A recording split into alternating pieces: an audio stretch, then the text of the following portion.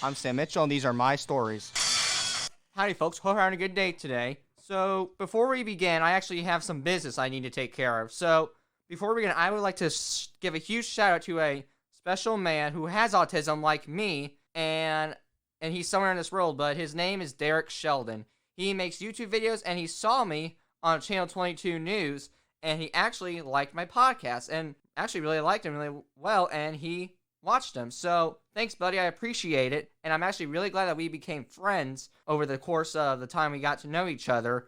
So, yeah, I'm just very happy, man. So, keep making YouTube videos, bud, because I bet those YouTube videos are getting really successful. But now let's get back to business. So, for this episode and today's episode, I think we're going to talk about overanalyzing. Because overanalyzing, that's big in the autistic world. And we overanalyze everything. We analyze everything to doors, to towels. I mean, analyze is something that is a part of an autistic brain, just like your brains do. But we like to analyze a lot and become deep thinkers and just think about what the world is and how we can make this world even better with technology and other people and our lives, including how we can make ourselves better and how we can make you guys better. It's kind of a thinking process because every day's a new day, and we like to think of ways to make this world better and how to make this world the best country in the world.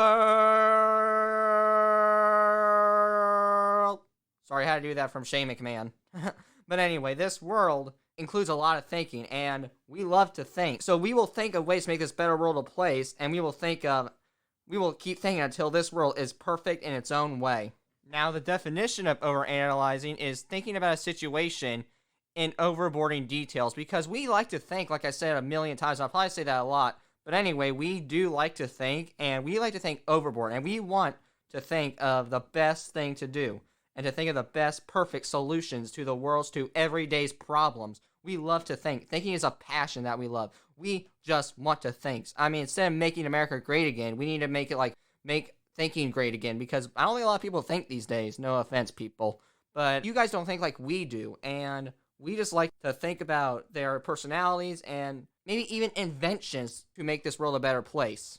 I think we have a tough time with this because we autistic ones are deep thinkers, like I said a million times, and we cannot help to overanalyze because we do not know if we made the right decision, because overanalyzing includes mainly like when we think if we made the right decision, because every day is a new day and we want to know if we made the right choice, because it's mainly used in choices a lot, and I mean a lot, but in choices, that's what you do. I don't want to regret a sin that I made over hell in one day, maybe. But I do not want to regret a sin that I made. And I just want to make sure that life goes fully. And I just wish the world would be like, hi. You know, and we can everyone can make our decisions for us, but we also can't do that. But I just wish there was a perfect way where we could make the right decision and know it.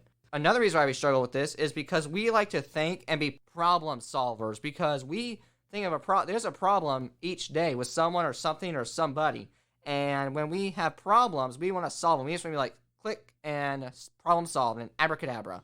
But we can't do that, obviously. Some days it includes overanalyzing, which I don't like to do, but it includes analyzing the problem and focusing on the situation. But we think of it too much, and we just go into detail too much. And that's a problem of ours. I wish we could help it. We just can't. So we just really need to calm down the thinking of it, but still think about it. And I do believe we have the capability of doing it, but it's a incompletable thing to do for us in our brains, because we just do not want to stop thinking about it until this problem is solved, to be like, oh, solved. But obviously, every situation that happens will not be like that. But that's just what we think. We can't move on until this problem is solved. We want an answer, and we want it right now. Now, when we do overanalyze, we do not realize we are doing it because we do it naturally, and it's kind of like Jumanji with Dr. Smolder Bravestone. He smolders naturally. Okay, it's kind of like that. We overanalyze naturally. It just pops up in our brain, and when we start to overthink, then there's honestly no stopping us. And until a good solution comes up, we're not going to stop, because we want a solution right now, and we demand it. I mean, we want it that bad, but it comes naturally, and we just don't realize we're doing it, and when we do it, it just happens, and, you know, we shut ourselves off from the world, but we still do it, but we don't realize we're doing it, and we don't even know, like, when you guys say, like, huh? Really? We are? Because we don't even know. We don't even know that we're doing it. I mean, maybe you just need to smack us on the head every time we do it. And I mean for real, because maybe it would make us come back into society when we smack us in the head like that, and like, oh, duh. And we're like, oh, okay, we overanalyze. We can stop now. Because we're still analyzing, and I think that's why we love to think, because we need to analyze a situation until a solution comes up, and maybe we just need to be reminded, like, why you doing this, like that stuff. Now, autistic people don't analyze. Everybody overanalyzes, I feel like, in my eyes. But autistic people do it more often than anyone else, because that's a part of autism. That's a part of the autistic world that we cannot help, and we want to help it, but we need help to get to that step of saying, nope, no analyzing, not doing it, sorry, brain, not overanalyzing today. And I think the amount of it, though, depending on how much we do it, it depends on the severity of autism, because if you have a high-functioning kid, they're probably not going to do it that often. But if you have a middle, they'll probably do it every once in a while. But if you have, like, a severe autistic kid, whoo, you better expect a lot of overanalyzing, because it's going to happen a lot, I can guarantee you. And if you have to deal with that, I applaud you. So right now, actually what I'm going to do is, for the parents who have autism and who have to deal with overanalyzing with the severity of child, let's give them a round of applause. So, parents, good job for taking care of the overanalyzing, because I don't get how you honestly do it, because we don't know how you guys do it. I respect you for dealing with overanalyzing. But anyway, if you have a low-functioning kid, they'll overanalyze probably every day, and you have to deal with it every day. But that's why I applaud you, because you deserve much more credit to dealing with overanalyzing, and I want to say thank you for dealing with it, because I bet it drives you crazy every day. Now, overanalyzing can both come internally and externally, because think about it, for real, if you have a child who is autistic and he internally overanalyzes, that means he's just having a really bad day and he's just like down, like something's off with him. Like if you think your autistic child is having a bad day and he's off, like he's just having an off day, maybe he's overanalyzing, because maybe he's just thinking about a girlfriend or a date that he wants to go on. I mean, maybe he's just overanalyzing and just thinking like, what happens? What will happen? What will happen? What will happen? And he's just thinking, and he doesn't want to tell you. He wants to try it by himself, because that's the thing. Before we tell you guys, we want to analyze it ourselves to try to figure it out. But then sometimes we do go to you, but unfortunately, we rather try to figure it ourselves, because I think we're stubborn as crap. So I think that's why we overanalyze too, because we are stubborn. But anyway, it could come internally because we don't want to tell you guys quite yet. Now, on the flip side of it, if it comes externally, then we're just like, oh my god, I'm sorry, this person, Bob. Then maybe that's why, because maybe he's analyzing over this person's actions, or he's overanalyzing Bob's belly, because hey, you never know, Bob might have a really sexy belly. But anyway, if he has a good belly, he might overanalyze it, because he just is just thinking about what could happen if I do this. I mean, he's just analyzing, and he might be doing a lot, but at least he might get to a solution if he does it internally or externally. And consider this too, when we do analyze something internally or externally, then we're using our smarts, we're using our brains, and we're trying to come up with a solution and trying to fend for ourselves, because in this world, that's what we'll have to do. We'll have to fend for ourselves like dogs do. And internally or externally, we'll have to think on the biggest solutions that are outside of the box, and maybe that's what we'll have to do in order to move on, because we do have stuck brain a lot, and we just do not want to move on until there's a solution. And until this problem's solved, I'm not moving on. I mean, I'll shoot you straight up. Until there's a problem solved, I ain't moving on. But like I said, that's why we want the solution, and we want to know what it could be internally or externally. And when we do this, we're trying to fend. We're trying to do what adults do. We're trying to think ahead in our lives. That's all we're trying to do. I mean, so just give us that at least, man. Come on. Now, when we do overanalyze, we know that it's not helping the situation, because we know that. We're smart enough to see, crap, we probably shouldn't do this, but our brain's like, we ain't stopping, and it's being a little sassy turd. But anyway, that's what it seriously is. I mean, I think I'm a dramatic king sometimes, but anyway, that's what it does. We just want to help it, but our brains can't get through it. Like, hey, we need to stop. But we're trying to get through that, and I think with perseverance and with your brain, let's have our hearts conquer our brains.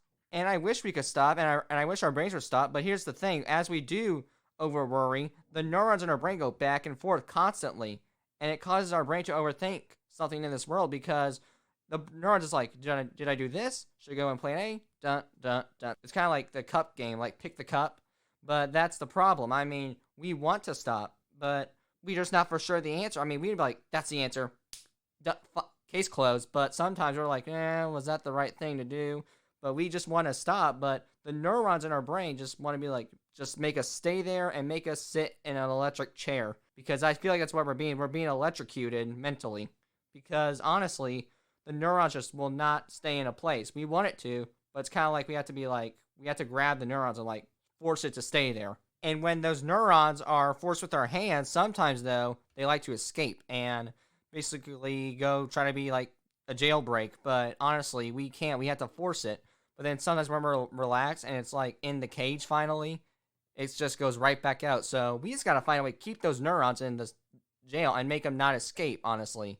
Make them not do a big old jailbreak. And honestly, I don't understand how those neurons have that much energy because I don't even have that much energy, to be honest with you. But when those neurons escape, they like to run, and they like to run until they can outrun a cheetah, honestly, because that's the fastest mammal, in case y'all didn't know. I'm that smart. But anyway, when those neurons escape, and it runs that fast, we are running our butts off to get those neurons back into that cage. And those neurons, honestly, sometimes they're buttholes. They seriously are buttholes and will not go back into that cage willingly because we need to make it stay there and make it stay in that jail and just make it stay there and relax and go with the flow. Now, when we do have repetitive thinking, it can actually become bothersome because it does become bothersome because we are like, God, why can we not get through this? This thing's being a turd, honestly, because we want to know why in the green crap this is not going, why this is so hard for us, because it would be like, God, why? Because we want to move on like person A, but we're just having a hard time, and we're basically being person B. And it becomes bothersome because we're just like, why? Why? Because it's so simple yet so complicated. And when we do finally move on, like I said earlier, it wants to keep coming back and running all over the place, and it's sadly not under our control. I mean, we could try with the big old hand print, but sometimes it still just wants to keep coming running back.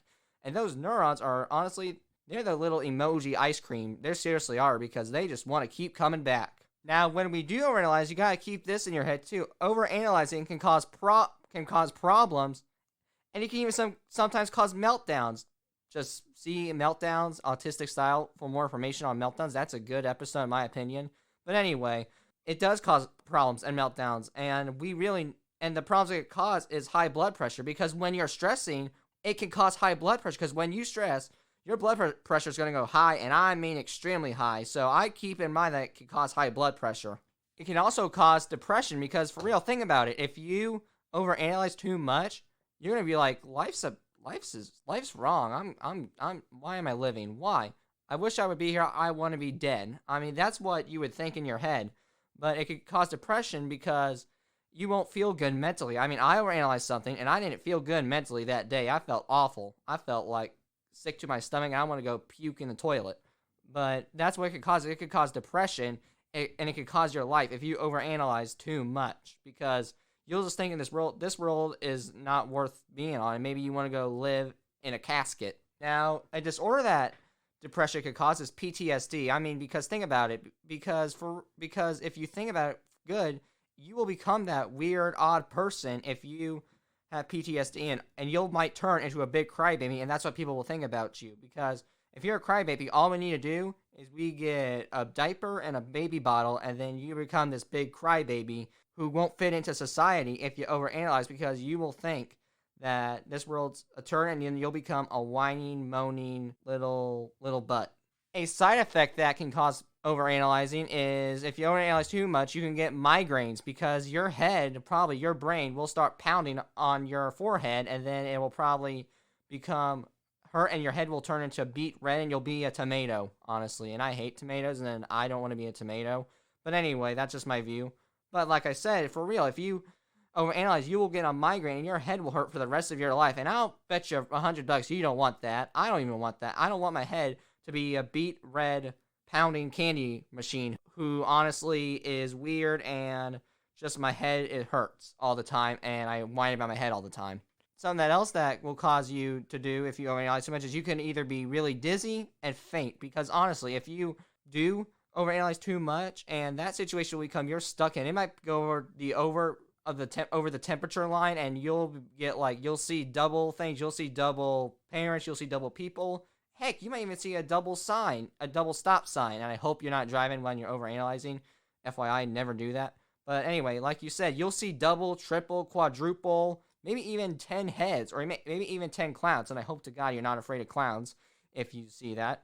But it could cause you dizziness, and you could see double and many more things. And maybe you can even faint, and you could be fall on the floor and be someone who just maybe even got a heart attack. And I hopefully to God you didn't have a heart attack, but I need to stop. If you overanalyze too much, you will faint, and you will fall and maybe even get a concussion if you fall too hard.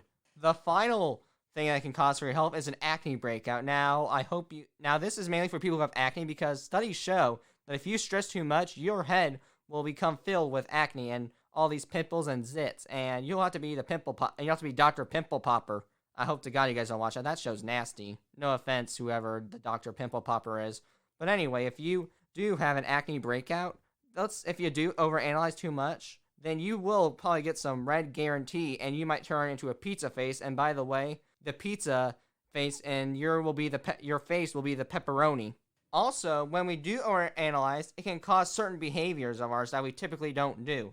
Some are our heads down. What I mean by this is if we have our head down, chances are we're overanalyzing because we just don't know what to do, and we're depressed about that because we don't know what to do. And the only thing we know what to do is put our head down and basically just sleep it off. And basically it's like on that movie Rango, where he just goes boom and just plops in the sand, and he's like, I don't know what to do, because that's what we want to do. We just want to be like Rango and fall on the floor, but we can't do that. But instead, we just want to put our head down and just have our hands over our head, because that's what we'd rather do instead of plopping on the floor, because that's not acceptable in society. But we'd rather have our head down and try to think of ourselves and just maybe think about it with our heads down. Another behavior that will definitely cause is fatigue, because when we stress so much, we get tired and we'll have no energy left, and we could get sick from it, and it will cause fatigue, and we won't want to do anything. We'll probably just want to stay in that bed and probably not move, and then basically have no body movement in our legs or the rest of our body. Another thing a behavior that says that we're overanalyzing is maybe weird behaviors that we typically do not do. And what I mean by this is if we are maybe like banging our head on the door, or if we're doing cannonballs all over the place, or maybe we're even doing Bray Wyatt's spider walk, that's a hard thing to do, or a bridge, because you guys couldn't tell, that's what it is. But anyway, if we do weird behaviors, like maybe backflips all over the place, then maybe we're overanalyzing, and we're moving because we don't know how else to do. We're being weird, I understand that, but we're just doing these weird behaviors that help us. Or maybe we're covering our heads or maybe we're hitting ourselves. I mean, I know that's not the most acceptable thing, but that's what we're doing. Maybe we're overanalyzing because we don't know what else to do. These behaviors help us, but I know that you guys will always be like, why are you guys doing this? But if we do these behaviors, that's what helps us, and we're overanalyzing, and maybe it'll get us to a solution more quicker than you expect. Another thing that will show us that we're overanalyzing is hyperness. If we're just like giddy, and like jumping jacks, let's go 1, 2, 3, 4, 5, 6, 7, 8, 9, then maybe we're overanalyzing because we don't know what to do. And this hyperness, it's like, ooh, okay, I don't know, what should we do? Oh. Then maybe that's what we could do. I mean, I know I'm making these weird noises, but that's what we're doing. We're analyzing, and we're trying to think, what do we do? And honestly, when these hyper behaviors are not doing, maybe that's what we do. Maybe we're analyzing what to do and just thinking, man.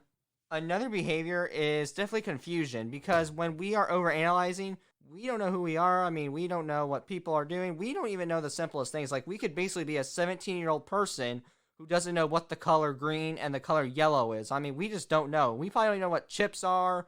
We just don't know what to do. And when we're analyzing, we're just stuck in that situation, and it causes confusion. Like, we won't know where the car is. We may even act like we have dementia. And I know that's a horrible analogy, but that's true. We don't know what to do, and we are confused. I mean, we're just stuck on that one topic that we just forget about the rest of the world, and we probably forget where to walk and where everything is and when everything happened and why we live. The final behavior that it definitely will cause is antisocialness. What I mean by this is if we are overanalyzing, we don't want to be social. We want to be like the emos who hide in their dark places. And I'm not trying to bash them, but that's what we're like. We are like that. We are emos who want to hide in their spots. We want to be in a little hamster and be rolling on the wheel only, and just basically be antisocial and not talk to anyone and push them off to the side. And I mean, kind of like what people do, when we feel like we're being excluded. And I will be making a future episode on that, just FYI, guys. But that's what we feel like. We feel like when we feel excluded, now we're trying to be the people who are trying to exclude them. I mean, that's what we feel like. Now, in this world, there are certain things that can cause us to overanalyze. Some examples would be school. Now, I'm not saying that I have the best grades, but I do like school, and I keep my grades up, I think they're pretty darn good. But I also think this, excuse my language for a minute, but I honestly think school's a bitch sometimes, because that causes us to overanalyze. School causes us to overanalyze, like when we're missing assignments, when we're taking tests, and it expects us to pass the I step sometimes. I feel like that's what it's being. That's what causes us to overanalyze, because we're just like, and it's mainly with tests, because tests, we just don't know. I mean, I can always narrow it down to 2 answers, and I overanalyze, like, what's the right answer. And assignments, that definitely causes it, because we want to know what the right answer is, and we're analyzing it until that solution is solved. And I think that's why math's so hard for me, because I overanalyze it, and I don't know why it's right, but I also feel like I overanalyze it because I want to be right. Another thing that causes us to overanalyze is heartbreaks. And what I mean by this is if a girl breaks up with you, a death in the family, that definitely causes us to overanalyze, because we're thinking about, like, crap, what did I do? Did I do something wrong? Or in the death situation, it's like, I wish I could have spent more time with them. Did I make them proud? Because when someone dies with me soon or later on, I'm not going to know if I made them proud, honestly. You could say it all you want, but I won't know. It's just your actions will show it, because definitely actions speak louder than words, as we all know.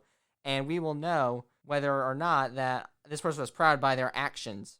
And the heartbreaks, I mean, there are tons of heartbreaks, but those are the 2 main heartbreaks that will cause it, is death and a breakup in your life that you will definitely have, I feel like, if you want to get married or have kids. Something else that causes us to overanalyze is something we love that screws up. See daily changes for that, because that is what I mainly talk about in the 6th episode. And this is a good example to bring it up, because a last episode I made got overwrit, and I was mad because it involves overanalyzing, because when something screws up, we want to know how to fix it. I mean, we want the answer right now, and we want to know how to fix it, because we are result people. We want to know, how do we fix this thing that just messed up, and I'm really mad right now, because we want to know at that moment, at that time, and then, like, right now. But obviously we can't sometimes, but that's why we overanalyze, like, crap, what do we do? And when we have those meltdowns, we're also overanalyzing, and when we're meltdowning, we're overanalyzing and thinking about how to fix our thing that we love. Another thing that causes us to overanalyze is plans. And this is a big one, and I struggle with this too, I'll admit it, because plans are a big thing to me. I want to spend time with my friends. I want to hang out with people. I want to hang out with all the people in the world that I know. And when a plan goes wrong, or when it gets closer, we overanalyze. It's like, okay, this needs to happen. I hope to God. Pray. And that's what I mean. I mean, we want the plan to go perfectly. We want to go solid, and we want to go like the way we envisioned it. But obviously sometimes it doesn't happen, but that's why we organize. We want it to go the way we envision it, and I feel like with plans, we're pitch perfect with that, because we want plans to go my way or the highway, and we want that plan to work out or go the highway, and basically go the highway to hell. The final one goes with plans, and this one is mainly sickness. And what I mean by this is, if we're just like all the time and like running our nose and like a faucet, then we're overanalyzing. Like, if we have a plan and then when we get sick all of a sudden with our snotty nose and a sore throat, and then next thing you know, we're having diarrhea all over the place or puking our guts up left and right, then we want to know, like, what can we do to make this right? Because sickness, for some reason, I don't know why, causes us to overanalyze as a whole in general, because we want to get better. We want the world. We want to go make the differences in the world. But when we're stuck in this bed all the time, and when we're just sleeping our butts off, it can get pretty boring. And another reason why I think it's a personal view, I don't take naps. I'm not a big nap guy, because I don't sleep well during the night, so I either sleep during the day or night. But anyway, if we are stuck in that bed and we feel like an imprisoned person, we feel like we're in a prison cell, and we don't want to be that. We want to have the freedom to move. We want to use our American God-born rights, and we want to use the constitutional rights that were stated to us a long time ago. Now, there are a lot of situations that mainly cause overanalyzing. A few examples would be friend or non-friend. What I mean by this, and this is a big one, I do this all the time, is I want to know whether this person is my friend or not immediately. I'm not the guy who's going to wait and be like, why are we dreading? Like, I don't want to dread the answer. I want to know if you're my friend, you have my back, because I feel like this sometimes, and I don't like to say this that much, and I apologize off the bat, but this is what I think in my brain, and this is what I live by, honestly, sometimes. If you're my friend, you're either with me or you're against me, autistic-wise, because the friends are the people who understand the autism and are taking the time for it. If you're not the friend, then apparently you don't have time for me. Then what's wrong with you? Get out of my life because you don't have the time for me because I have autism. I'm offended right now because that's what's going on in my head, because I want to know if you're the friend and you want to be friends with an autistic person, and I want the respect that I've earned from you at least, and I will demand it. I want that respect now. Another situation that can cause to overanalyze is liking Plan Bs or not. And for more information on this, see My Way to the Highway 103. That's not the best episode, but I feel like it's getting not enough credit. No offense, viewers, but it's not getting enough credit. So I think I should check that episode. That's actually really good. But anyway, back to this. Liking Plan Bs, it causes us to overanalyze because we're just like, okay, do we like it or not? And we want to know, should we do it? Should we not? And we want to know, is this plan B good or bad? And we don't know yet because we're just like, I'm kind of mad about plan A, but we got something than nothing, so we might as well give it a shot. I mean, that's the two sides of the brain. One side saying no because I'm mad, and that's like a little sassy person. But then the other person is like, well, it's better. I have something than nothing at least, so give that a shot. So basically, one side has to win, and sometimes they have to have like a little battle, and sometimes both sides win equally. Another example that causes us to overanalyze is people's actions. And what I mean by this is, if like someone tripped us, we don't know if it was on purpose or an accident. We tend to overanalyze that a lot. Or whether or not they did the right thing or the wrong thing. I mean, that's my thing, because here's the deal. Sometimes doing the smart thing is stupid, so I'd rather do the right thing, honestly. I mean, if your example would be, if your boss is treating you like crap, the smart thing would be just to shut up and deal with it. But the right thing would be to speak up, because that's the thing. I feel like it's not the right or wrong thing. I feel like it's the right, the wrong, or the smart. And honestly, I can't choose between the right and the smart. And I'm the guy who's always going to do the right thing. I'm the type of guy. But other people, they might do the smart thing. And that's not me. That's me. I'm the guy who stands for my rights. And I'm the guy who will stand and speak up for the person or for me. And I'm the guy who will do right over wrong and over smart any day of my goddamn life. Plus, something else that causes us to overanalyze is life choices in the world. And I mean like life choices that as getting married or having kids or what house we should buy. I mean, or even the type of dog we buy. I mean, I hope I want a pit bull because I love pit bulls. But anyway, we want to know like what's the right decision. We tend to overanalyze our life decisions because we want to know our life's beliefs. We tend to overanalyze that because sometimes, I'll be honest with you, I told you before in 104, friendships and relationships, the new Sam is alive and willing, but I feel like sometimes I wonder if this new Sam is a fake. And honestly, he's just pretending to be a guy who he wants to be. I sometimes wonder if the old Sam was really me. But I wonder sometimes if this new Sam is the guy, and I'm not pretending. I'm not trying to be a fake. I'm trying to be real. That's what I wonder sometimes. And that's a life choice I made. I mean, I made a life choice to throw out the old Sam. And I made that, and to throw in the new Sam. But this life choice that I wonder, is he fake or not? That's the question of the day. The final thing that can cause us to overanalyze, and I think this is mainly for our non-mathematicians, is money. And this is mainly one for me because I'm not good at math. And when we go to pay for some, people expect us to do our math like with a snap of our fingers. But obviously, I can't do math with a snap of my fingers. I mean, I'm in a B-track class. Math takes time for me to do. And with money involves math sometimes. We got the math money. That's what I'm going to call it from now, or math money. But anyway, when we do math money, it's like a fast-paced A-track, and I can't do that. I need some B-track time to do a money situation. When we go into the world, we expect money to do that, and that's what tends us to overanalyze. And we will not move on. We're like, okay, should we be 20, 18, blah, blah, blah. I mean, that's what we think. So it's mainly for people who are not mathematicians. So if you are good at math, I applaud you. Congratulations. And maybe you could be my accountant and maybe basically do my money for me. Another topic that I want to bring up is I think this is used mainly in teen years because of all the teen milestones that are coming up. But when we are young, we have our parents make our decisions for us. And we go along because we're young and we are just clueless in the world. But however, when they get into teen years, then you throw them out in this world, they are confused and trying to learn how to solve problems on their own. Because, for real, think about it. If you're young, you're clueless. You don't even know what you're doing. You're just like, okay, whatever. I have nowhere else to be. Go by my mommy's rules. But when you get young, teenager, there are all these big milestones accomplished. So think about this, parents. When you do throw your teens out in the world, it's going to cause some overanalyzing a lot, and I mean a lot, because you're throwing them out there, and I hope you maybe when they're young, though, teach them some adult skills. No, I'm not saying treat them like an adult because they're still like young, but when they get older, and I know this is typical parenting, but maybe when they get like 6, maybe start introducing money or introduce an adult topic, because when they get teenagers, maybe they won't overanalyze as much, because when you do them with no skills, expect 10 times more overanalyzing than the 6-year-old who knew how to manage money. Another thing for you parents out there is you can help your child with overanalyzing with a lot of solutions. And I think some solutions are, and this one mainly works for me, keep your mind occupied.